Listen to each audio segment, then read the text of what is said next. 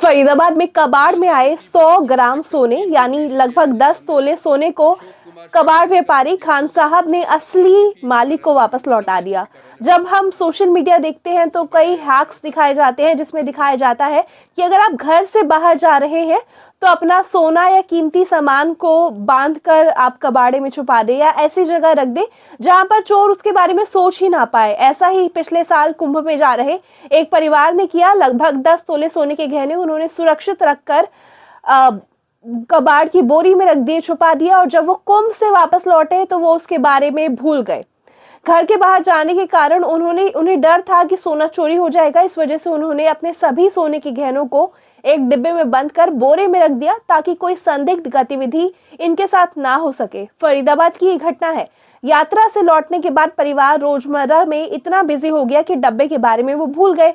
कुछ महीने बाद दिवाली की सफाई के दौरान घर में रखा पुराना सामान छाटा जा रहा था। उसी दौरान वह बोरा भी अन्य बेकार सामान के साथ कबाड़ समझकर कबाड़ में दे दिया, जिसके बाद परिवार को इस बात का बिल्कुल अंदाजा नहीं था कि जिसको वो कबाड़ में बेच रहे हैं उसके अंदर करीब 15 लाख रुपए की ज्वेलरी उन्होंने रखी हुई है।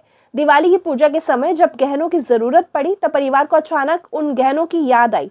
इसके बाद घबराए परिजनों ने पूरे घर में गहने तलाश किए लेकिन कहीं नहीं मिले। तब उन्हें शक हुआ कि शायद सफाई के दौरान वह कबाड़ के साथ ही चले गए। परिवार ने कबाड़ी से संपर्क किया और पूरी बात बताई। इधर कबाड़ी व्यापारी को भी अपने गोदाम में छटाई के दौरान एक डिब्बे में सोने के गहने मिले थे। उन्होंने बिना किसी लालच के गहनों को सुरक्षित रख लिया और सही मालिक की पहचान होने का इंतजार किया था।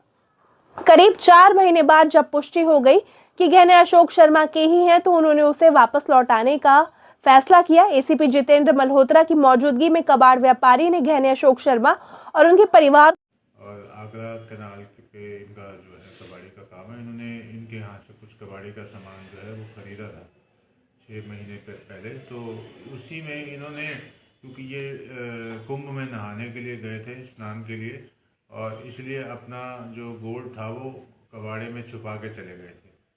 बाद में इनको ध्यान नहीं रहा तो वो उन्होंने कबाड़ को बिना चेक किए ही उसको बेच दिया।